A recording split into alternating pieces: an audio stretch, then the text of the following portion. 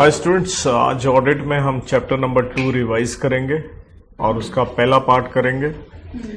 Chapter number 2 जिसका नाम आता है बेटा 3 बातें हैं, स्ट्रेटजी, प्लानिंग एंड प्रोग्राम। ये जो चैप्टर है ये अपने कोर्स में आईसीआई ने इसकी वेटेज दी है 8 से लेके 12 नंबर की, और इस चैप्टर में हमारे जो टोटल कंसेप्ट्स आते हैं वो है 8, राइट। Total 8 concepts. 8वां जो कंसेप्ट है उसके अंदर कई सारे सब कंसेप्ट हैं, वो है प्रोग्राम के ऊपर। बाकी मोटा मोटा कह लीजिए स्ट्रेटजी एंड प्लान, सारे कंसेप्ट्स आपस में क्या होते जाएंगे, ओवरलैप। बट स्टिल मैं इसको 3 कैटेगरी में आपको रिवाइज करवाऊंगा। मेरे हैंड रिटन पेजेस जो हैं इस पे टोटल 6 हैं। टोटल 6 पेज में 100% आप सारे जानते होंगे आईसीआई का स्टडी मैट में कवर करके देता हूं। इस चैप्टर में एक सा आता है, सा नंबर 300, और उसका नाम ही क्या है, planning and audit of FS. और प्लान करना किसका काम है बेटे, ऑडिटर का। तो ऑडिटर ने ही ये सब कुछ करना। प्लान इसलिए करते हो ताकि ऑडिट परफॉर्म हो सके किसमें, इफेक्टिव एंड एफिशिएंट मैनर में, कि आपके ऑब्जेक्टिव्स आप अचीव कर पाओ। सो पहली बात तो याद रहे, सा नंबर 300 क्या है, planning and audit of FS. तो बच्चों कंसेप्ट 1 में 2 प्रश्न बनते हैं। 1.1 में हम लेने जा रहे हैं क्या प्लानिंग करना जरूरी है और प्लान के क्या होंगे बेनिफिट्स। इसे मैं आसान भाषा में कहता हूं 6 पॉइंट आप याद रखो। एक हल्के से चार्ट से यहां दिखाऊं बेनिफिट्स जो है। एप, हमारे बच्चे वैसे भी एप है, एप है, कौन से कॉलेज में जाते हैं, एसडी कॉलेज में। ए से हम प्लान इसलिए बनाते हैं कौन से एरियाज पे हमने अटेंशन देनी है। पी से क्या पोटेंशियल प्रॉब्लम्स हो सकती हैं, एपी।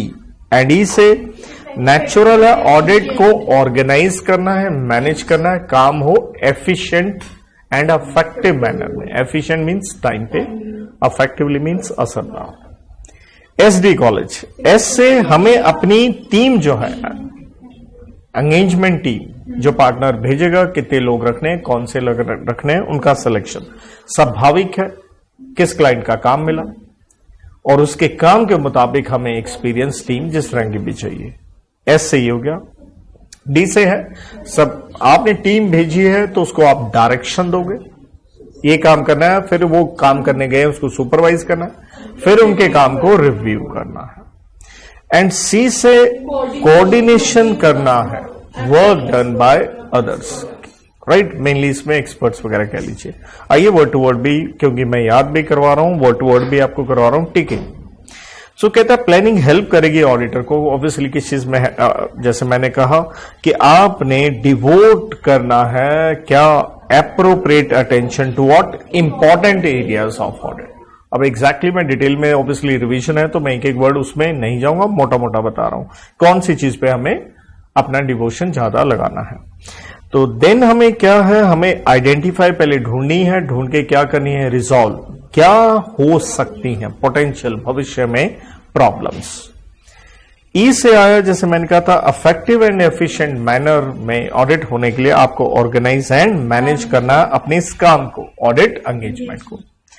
देन हमारे 3 पॉइंट वो एसडी कॉलेज वाले। एस से आ गया क्योंकि ये तीनों पॉइंट एंगेजमेंट टीम पे है। Selection of team members obviously with appropriate level of क्या, कैपेबिलिटीज, कॉम्पिटेंस कह लीजिए, रिसोर्सेज वगैरह यूं कह लीजिए, राइट। उनको क्या काम असाइन करना है, देन उनको डायरेक्शन एंड सुपरविजन जो देनी है और उनके काम को क्या करना है, अपने रिव्यू करना है। तीसरा है assisting in coordination of work done by others. कोई भी एक्सपर्ट्स इन्वॉल्व किए, कुछ भी काम जिसने भी करके दिया है, जैसे ब्रांच है उसका ऑडिटर कोई और है, तो किस तरह से हमने कोऑर्डिनेट किया। इसलिए अल्टीमेटली है प्लानिंग इंश्योर करेगी कि रिस्क को रिड्यूस कर दिया जाए किस पे, and acceptable low level. Second person हमारा आता है प्लानिंग जो है उसका नेचर क्या है, इसी कंसेप्ट 1 में। तो यहां मैं एक सिंपल कोड की देता हूं, CID नॉट, तो नेचर ऑफ प्लानिंग ये है, सी से कॉन्टिन्यूस है, आई से इटरेटिव है और डी से डिस्क्रीट नहीं है। अब पहली गरारी फंस जाती है, ये सर क्या है? देखिए जैसे हमने कहा ये कॉन्टिन्यूस एंड इटरेटिव प्रोसेस है। कॉन्टिन्यूस मीन्स लगातार, कहने का मतलब एक ऑडिट खत्म हुआ, जैसे एक ऑडिट खत्म हुआ उसके खत्म होते ही दूसरे की तैयारी शुरू हो जाएगी, राइट। एंड आई से हमने कहा इटरेटिव, क्योंकि हम प्लानिंग कर रहे हैं। इटरेटिव का मतलब ही क्या? Again and again to improvise the things. CID not. D से क्या है? प्लानिंग डिस्क्रीट नहीं है, मतलब एक सेपरेट या डिवाइडेड फेस ऑफ ऑडिट नहीं है कि एक बार हो गया काम खत्म, because we said it is a continuous and iterative process. So CID not, क्योंकि प्लानिंग इन्वॉल्व करती है consideration of timing of certain activities and procedures, कि कौन सी एक्टिविटी एंड कौन से प्रोसीजर आपने लगाने हैं ऑब्वियसली काम करने से पहले, सो प्रायर टू परफॉर्मेंस। इसके लिए हमें बहुत सारे फैक्टर्स क्या करने हैं? कंसीडर करने हैं। So planning includes the need to consider prior to auditors identification and assessment of from certain matters. यहां पे 5 मैटर्स आपने ध्यान रखने हैं, जिसको मैं एक कोड की से यूं कह लीजिए LAMER, लेमर, ठीक है, लेमर। तो L से हमें लीगल एस्पेक्ट्स, जिसका मतलब है हमें देखना है एप्लीकेबल फाइनेंशियल रिपोर्टिंग फ्रेमवर्क कौन सा है, कंपनी है, LLP है, किसका ऑडिट करना है, कौन से रेगुलेशन लगेंगे, कहीं बैंकिंग कंपनी तो नहीं, बैंकिंग रेगुलेशन। ए से analytical procedure to be applied as RAP, risk assessment, जो रिस्क हो सकते हैं अपना दिमाग लगाओ ढूंढो।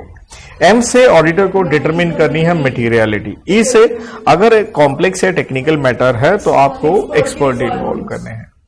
एंड आर से अदर रैप, ठीक है जी। तो यहां यही लिखा analytical procedure to be applied as RAP, उसके लिए ऑब्वियसली रैप आता है चैप्टर नंबर 3 में, सा नंबर 315। अंडरस्टैंड करना एंटिटी को, उसके एनवायरमेंट को, इंक्लूडिंग व्हाट, इंटरनल कंट्रोल। तो बेसिकली हमें रोमम को क्या करना है? Identify and assess.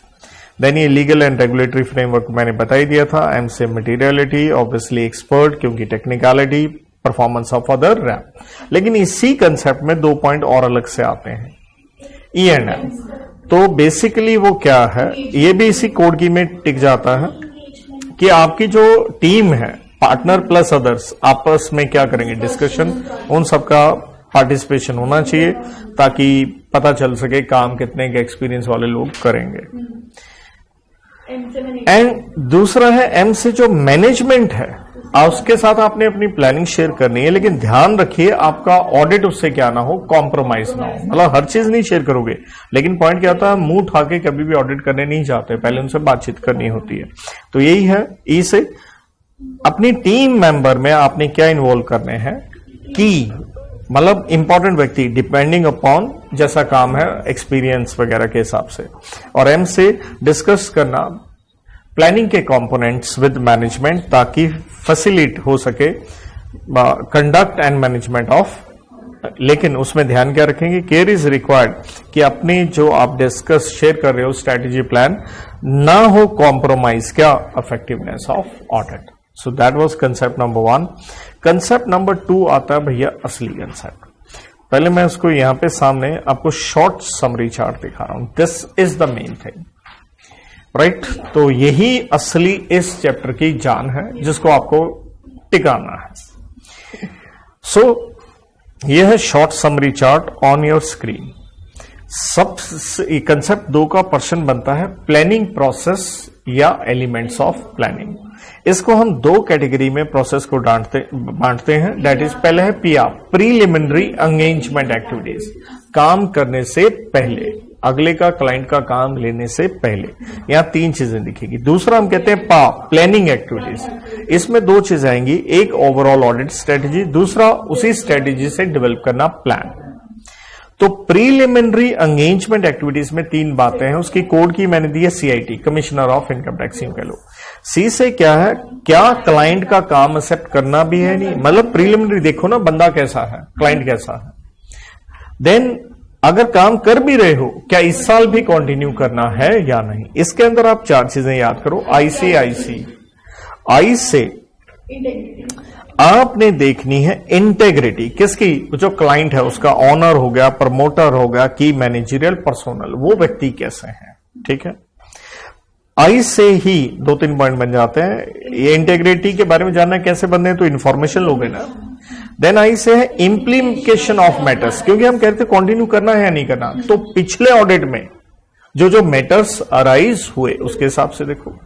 सी से अगर आप नए ऑडिटर आए हो तो आपको प्रीडिसेसर ऑडिटर से क्या करना होता, कम्युनिकेट, क्योंकि ये फंडामेंटल प्रिंसिपल है। देन सी से ही अपनी टीम की क्या देखनी है, कॉम्पिटेंस देखनी है। तो पहला पॉइंट ये बनता है, यहां डिटेल में देखेंगे। तो प्रीलिमिनरी एंगेजमेंट एक्टिविटीज परफॉर्म करने से ऑडिटर को हेल्प मिलती है, क्या देखने में, 2 चीजें, घटनाएं, इवेंट, सर्कमस्टांसेस, हालात, उनको आइडेंटिफाई एंड इवैल्यूएट करना, क्योंकि वो घटनाएं या सर्कमस्टांसेस अफेक्ट कर सकती हैं auditors ability to plan and perform the audit. याद रखें 3 स्टेजेस हैं, पहली स्टेज आती है प्लानिंग, दूसरी स्टेज आती है परफॉर्मिंग, ठीक है जी। तो इसके अंदर 3 चीजें आती हैं, जैसे मैंने पहले बोल ही दिया था, क्लाइंट का काम एक्सेप्ट करना है या नहीं। तो इसके बारे में आईसीआईसी मैंने लगभग सारा समरी चार्ट में भी लिख के दिया था, कवर अप हो जाता है। देयर आफ्टर आई से हमें देखना है एज ए ऑडिटर, क्योंकि 7-200 चैप्टर 1 में हम करके आते हैं, और ये एंड का सा ऑडिटर का क्या होना जरूरी है, independent. Obviously code of ethics है, आईसीआई का है, फंडामेंटल प्रिंसिपल फॉलो करने हैं, जिसका मतलब है आपका पीछे प्रोफेशनल जजमेंट क्या नहीं होनी चाहिए, not subordinate to the wishes of another one, because that is ethical requirement. इसमें भी कह लीजिए आपकी इंटेग्रिटी वाली बात आ जाती है, क्योंकि हम फंडामेंटल प्रिंसिपल पढ़ते हैं चैप्टर नंबर 11 में 5 कॉपी नाम की कोड की, confidentiality, objectivity, professional competence and due care, professional behaviour and आपकी इंटेग्रिटी। और इंटेग्रिटी का मतलब क्या होता है, ऑनेस्टी से ऊपर, राइट। तो इसलिए हमें देखना होता है कहीं कोई थ्रेट्स तो नहीं है, और अगर थ्रेट्स हैं तो हमें क्या करना है, उन थ्रेट्स को आइडेंटिफाई करना, उनको ब्रीचेस जो भी उसमें तोड़, विघन, गैप आ गया है, उसको एलिमिनेट करना है। तो दैट मीन्स हमें क्या लगाने हैं, सेफ गार्ड लगाने हैं कि ऐसे थ्रेट्स ना आए, और या फिर उनको रिड्यूस करना है at an acceptable low level. नहीं कर पाओ तो आपको विड्रॉ करना है फ्रॉम द एंगेजमेंट। और ध्यान रखिए जो आपका इंडिपेंडेंस है, ये थ्रेट्स हैं, ये सब कुछ, ये सब आपको हर समय कंप्लायंस करना है, ये कॉन्टिन्यूस प्रोसेस है, इसलिए आपको अलर्ट रहना है 2 चीजों से। कहीं कुछ हालात तो नहीं ऐसे बदल रहे जिससे आपके इंडिपेंडेंस पे इंपैक्ट आए, कहीं कुछ रिश्ते ऐसे तो नहीं बन रहे हैं जिससे आपकी इंडिपेंडेंस पे इंपैक्ट आए, राइट। क्योंकि आप लॉ की कक्षा में 143 का 3 में क्लॉज नंबर ए से आई 9 पढ़ते हो कि यहां सीए होने के बाद भी आप क्या ना बन पाएंगे, ऑडिटर, क्योंकि इंडिपेंडेंस इफेक्ट होती है, जैसे आप कंपनी के शेयर होल्डर हैं, डेटर हैं, क्रेडिटर हैं। तो इसलिए जो ऑडिटर फर्म है, आपको इंडिपेंडेंस के लिए उसका पीपी फॉलो करना। What is PP? Policies and procedure जो उन्होंने बना रखे हैं किसके ऊपर, इंडिपेंडेंस में। तो ये था आई से इंडिपेंडेंस। अगर हम यहां पे भी देखते हैं तो ऑब्वियसली हमें इवैल्यूएट करना था क्या एथिकल रिक्वायरमेंट्स जो है इंक्लूडिंग एविडेंस वो हम कंप्लाई कर पा रहे हैं। इंडिपेंडेंस का मतलब क्या, आपकी जजमेंट क्या नहीं होनी चाहिए, subordinate to the wishes of the persons who might have engage them, क्योंकि क्लाइंट और आप अलग होने चाहिए। तो इसलिए throughout the audit engagement partner को क्या रहना है, alert throughout observation, making inquiry, क्योंकि आपको देखना है कहीं एथिकल रिक्वायरमेंट्स का नॉन कंप्लायंस तो नहीं हो रहा किसी भी टीम मेंबर के द्वारा। क्योंकि ऐसा कुछ आता है तो पार्टनर को क्या लेना है, एप्रोप्रिएट एक्शन लेना होगा, क्योंकि आपको ये तो पूरी तरह से कंप्लायंस करना है क्या फर्म कंप्लाई कर रही है इंडिपेंडेंस रिक्वायरमेंट को। इसके लिए 3 चीजें जैसे मैंने कही, आप वो सर्कमस्टांस एंड क्या देखिए, रिश्ते, 2 चीजें, कहीं कुछ हालात या कुछ ऐसे रिश्ते तो नहीं है जो थ्रेट कर रही हैं इसको। सो ऑब्टेन इंफॉर्मेशन, देन इवैल्यूएट कीजिए कोई आइडेंटिफाइड ब्रीचेस अगर कोई हो, ऑब्वियसली फर्म की क्या पॉलिसीज एंड प्रोसीजर के हिसाब से, एंड देन आपने एक्शन लेना है टू एलिमिनेट सच थ्रेट्स या reduce them to an acceptable low level by applying what, safeguards. नहीं कर पा रहे हो तो आप सिंपली क्या कर लें, withdraw from the engagement.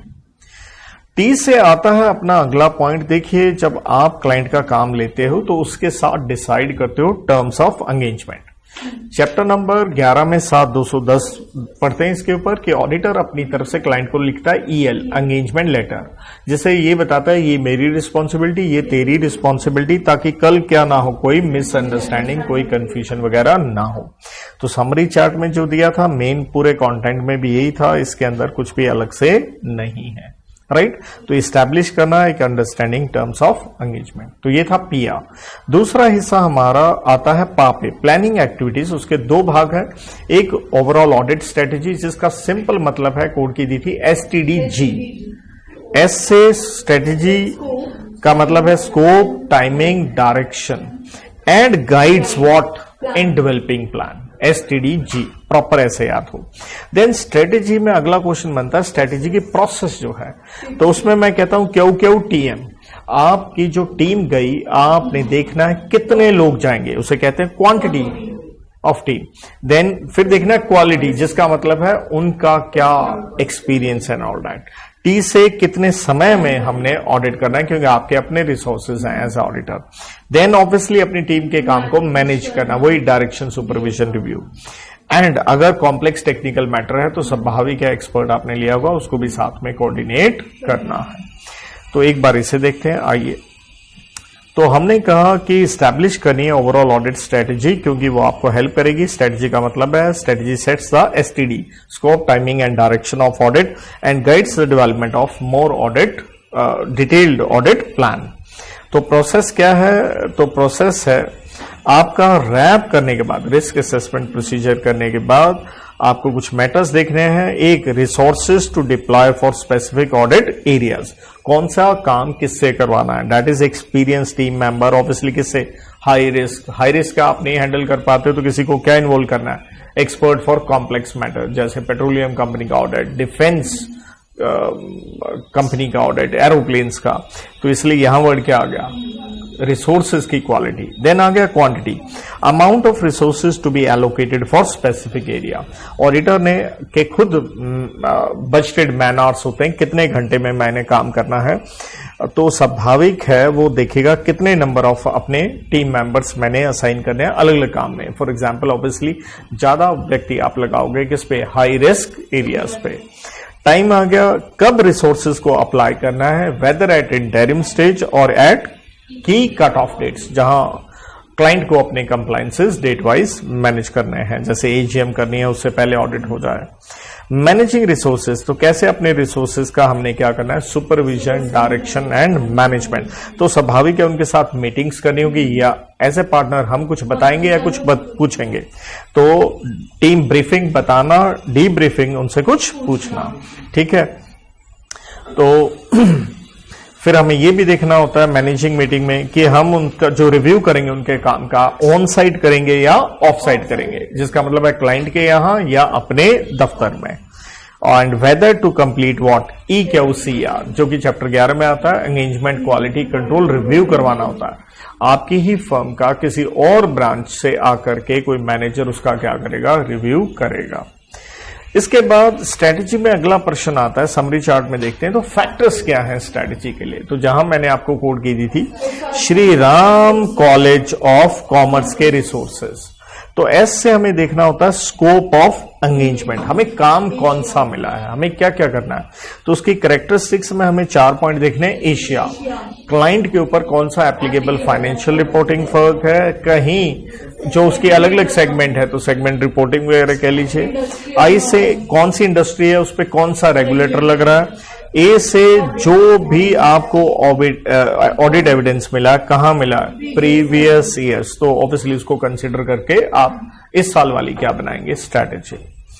Then are से है रिपोर्टिंग ऑब्जेक्टिव्स, जिसका मतलब हो गया कैसी रिपोर्ट देनी, कौन सी रिपोर्ट देनी, कब देनी है। That is timing of the report. Management के साथ ऑब्वियसली उन्होंने आपको काम दिया, उनके साथ डिस्कशन कि भाई जो भी आपने काम का, NT stands for nature, timing and extent, ये वही आ गया timing and report of report, status of work done, और अपनी टीम के साथ क्या करना? Communication, meeting and review. Then C से है अगेन कंसिडर करना है कुछ चीजें कि अपनी टीम को, एंगेजमेंट टीम के जो एफर्ट्स हैं उनके साथ डायरेक्शन देते हुए क्या देखना है, कुछ सिग्निफिकेंट मैटर्स जो मैंने एक कोड की आपको दी थी, टेल में चेंज, दैट इज ट्रांजैक्शंस में, अकाउंटिंग स्टैंडर्ड में, इंडस्ट्री में एंड लॉ में। एंड नो डाउट यहां थोड़ी ओवरलैपिंग ज्यादा हो जाएगी। 3 पॉइंट मैंने बताए, एक बार मैं 3 पॉइंट आराम से आपको बता दूं तो सबसे पहले यहां प्रश्न आ गया factors to be considered in strategy, जैसे मैंने 5 का Shri Ram college of commerce के रिसोर्सेज। एस से आइडेंटिफाई करना स्कोप ऑफ एंगेजमेंट, मतलब कौन सा काम मिला उसी के हिसाब से तो स्ट्रेटेजी बनेगी। तो कहता है स्ट्रेटेजी बनाने के लिए कुछ हमें इंपॉर्टेंट कैरेक्टरिस्टिक्स देखनी है of engagement defining it's scope. जैसे मैंने कहा था एशिया एप्लीकेबल, ये सारे एग्जाम्पल के रूप में है, such as applicable financial reporting framework, the nature of business segment, कौन कौन सा उनका काम है, राइट कोई भी कंपनी है दुनिया भर के बिजनेसेस में इन्वॉल्व है, राइट चाहे वो टाटा हो, रिलायंस हो, आईटीसी हो। देन आई से इंडस्ट्री स्पेसिफिक रिपोर्टिंग, जैसे एयरटेल वगैरह है तो उनके ऊपर रेगुलेटर लग गया, कौन सा, try telecom regulatory authority of India. तो इंडस्ट्री, टेलीकॉम एक इंडस्ट्री होगी और उसके क्या हो गया, अलग से रेगुलेटर हो गए, जैसे फाइनेंस से रिलेटेड आरबीआई होगा, स्टॉक मार्केट से रिलेटेड सेबी हो गया। ए से expected use of audit evidence obtained, लेकिन किस में, प्रीवियस ऑडिट में, तो उससे स्ट्रेटजी बनाएंगे, पिछले साल ये सबूत मिले थे तो आपकी बार कैसी स्ट्रेटजी बनाई जाए। तो ये हो गया एस से स्कोप। देन एस आर कहा था तो आर सेकंड पॉइंट आता है, असर्टेन करने हैं अपने रिपोर्टिंग ऑब्जेक्टिव्स कि क्या देनी है रिपोर्ट। तो कहता है it helps auditor to plan the timing of different audit procedures and also nature of communication required, like यहाँ TMT, 3 नाम के पॉइंट आपने टिकाने हैं। TMT एक entities time table for reporting, क्योंकि रिपोर्टिंग ऑब्जेक्टिव्स हैं तो ऑब्वियसली किस चीज की रिपोर्ट बनानी, तो हर रिपोर्ट का क्या होगा, एक टाइम होगा। एम से हमें मैनेजमेंट के साथ डिस्कशन करना, भाई आप किस तरह की रिपोर्ट एक्सपेक्ट कर रहे हो। देन उनके साथ ऑब्वियसली कितना काम हो गया, क्योंकि मिलजुल के ही उनसे बात होगी, ठीक है। और तीसरी बात, उनके साथ मीटिंग करना with them to discuss what, nature, timing and extent of audit. तो फिर टी से यहां अपनी टीम मेंबर से रिलेटेड है, तो उनके साथ जो अपनी टीम है उनके साथ वही मीटिंग, उनके काम का क्या रिव्यू।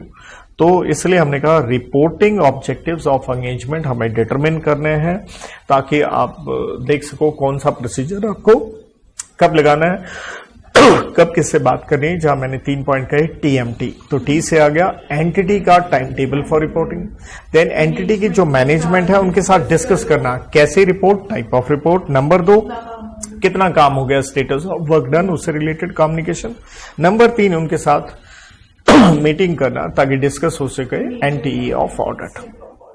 देन टी से अपनी टीम मेंबर, अपनी टीम के साथ मीटिंग्स एंड उनके काम का रिव्यू, ताकि उनके साथ भी सही कम्युनिकेशन हो सके, ताकि अपन रिपोर्ट टाइम पे दे सके। ये होगा एस आर। सी से मैंने कहा था कंसीडर करना है कुछ क्या, सिग्निफिकेंट मैटर्स, किससे रिलेटेड, अपनी टीम को जो हमने क्या दी है, डायरेक्शन दी है। और ऑब्वियसली कौन से वो सिग्निफिकेंट फैक्टर होंगे जो आप अपनी टीम को डायरेक्शन दोगे, ये डिपेंड करता है ऑडिटर के पीजे पे, प्रोफेशनल जजमेंट पे। ये डब्बे में जो लिखा है ध्यान रखिए। तो कहता है भाई साहब जो डायरेक्शन देनी है स्ट्रेटेजी बनाने से रिलेटेड, सबसे पहले आप आइडेंटिफाई कीजिए, preliminary identification of ABCD। AB account balances, C for classes of transaction, that is material class of transaction. D से जो डिस्क्लोजर्स होने चाहिए उन सब चीजों के ऊपर बात हो। और कहता है ऑब्वियसली मोर एनर्जी हमें डिवोट करनी है किसके ऊपर, on significant matters to get what, desired results. Example में मैंने कोड की दी थी टेल में चेंज। सो टी से था वॉल्यूम ऑफ ट्रांजैक्शंस, एंड अगले तीनों पॉइंट में कॉमन फैक्टर सिग्निफिकेंट। ए से आपका changes in financial reporting framework such as change in accounting standard. I से इंडस्ट्री डेवलपमेंट, जैसे कुछ रेगुलेटर या रिपोर्टिंग रिक्वायरमेंट्स आ गई। देन एल से changes in law, legal environment, जैसे एंटिटी के ऊपर इंपैक्ट डल रहा है, राइट। सो ये हुआ अपना S for scope of engagement, R से रिपोर्टिंग ऑब्जेक्टिव्स, एंड सी से क्या था, कंसिडरेशन किस चीज की? जो सिग्निफिकेंट मैटर्स हैं जिससे रिलेटेड आपने डायरेक्शन देनी है अपनी किसको? एंगेजमेंट टीम को। देन अगला सी से फिर आ गया consider results of what? PR, preliminary engagement activities. जैसे आपको पता चला डेफिशिएंसी है किसमें? इंटरनल कंट्रोल में, तो उसके हिसाब से स्ट्रेटेजी बनेगी। And knowledge from what?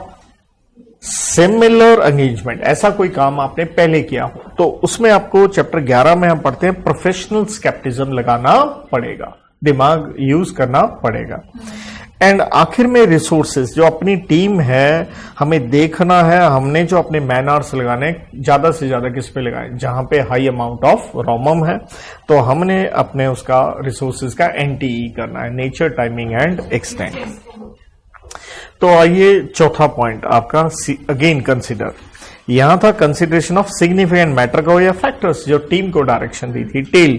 यहां है कंसिडर क्या करें? दो बातें, एक the result of PR, preliminary engagement activities, दो knowledge gained from similar engagement helps in making sound strategy.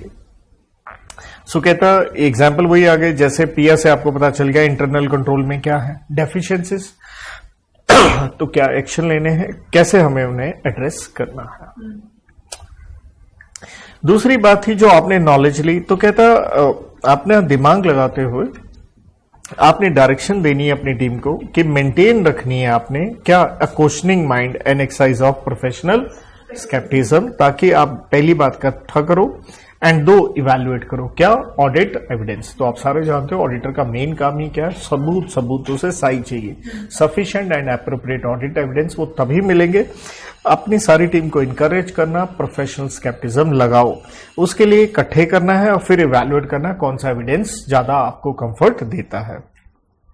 आखिर में आर से आ गया रिसोर्सेज, असर्टेन वही NTE of resources necessary to perform the engagement. तो एक्सपीरियंस टीम मेंबर लगाइए जहां high area of ROMM है, busting more time to areas of what? Higher रोमम।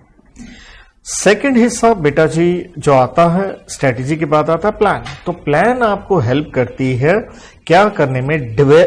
Strategy आपको हेल्प करती है क्या डेवलप करने में? प्लान। तो स्ट्रेटेजी से क्या बनेगा? प्लान। और प्लान पे मैंने आपको 7-300 बताया था, और 7-300 कहता है हमें देखना होता है NT, nature, timing and extent. किस चीज का? RAP, FAP and what? OAP. 3 procedure. RAP हो गया रिस्क असेसमेंट प्रोसीजर, पहली स्टेज प्लानिंग वाली। प्लान करने पे ही आपने परफॉर्म करना था, उसको हम क्या कहते हैं? फर्दर ऑडिट प्रोसीजर, जो कि क्या है? आपका response on the basis of outcome of RAP. और तीसरा है other planned audit procedure like compliance of SA. लेकिन एक चीज ना भूलिए, plan is always more detailed compare to what? Strategy. So guys, developing audit plan. Once strategy is established, an audit plan can be developed to address what? Various matters identified in strategy. तो कहता after strategy to achieve audit objectives through efficient use of resources, important principle is understanding या यूं कह लिए gaining knowledge of what? Client's business to develop the plan. तो सबसे बड़ा उसके काम को समझो, that is RAP. So plan में आई 3 चीजें, एक रैप का एनटी, दूसरा फैप का, और फैप जैसे मैंने कहा था depends on outcome of RAP, तीसरा ओपैप। प्लान मोर डिटेल्ड होगा तो ऑडिटर प्लान करेगा 3 चीजें। Number 1, type of procedure to be performed, T for type, T for timing कि कब प्रोसीजर लगाना है, तीसरा how much work should be done taking into account the sample size etcetera. ठीक है, कि कितना काम उसे गहराई में करना है। तो एक हो गया टाइप ऑफ प्रोसीजर, नंबर 2 उसका क्या हो गया? टाइमिंग, नंबर 3 क्या हो गया? TTW। 3 वर्ड ऐसे याद रखो, the work should be done. तो यहां पे आकर के हमारे सिंपल मैंने कहे थे 2 पेज, क्योंकि ये है आपका मेन पेज इस कंसेप्ट नंबर 2 पे, और ये कौन सा है? कंसेप्ट नंबर 1 पे। टोटल 6 पेज का काम बोला था, यही थोड़ा सा आपके लिए क्या निकल के आता है? टेक्निकल, उसमें भी कंसेप्ट नंबर 2। उसके बाद 6 पेज बोला था, तो 3 पार्ट्स में हम इसे कंप्लीट करेंगे, लेकिन पूरा कोशिश करें आप इस तरह से इन कोड की से आपको याद हो सके। Thank you.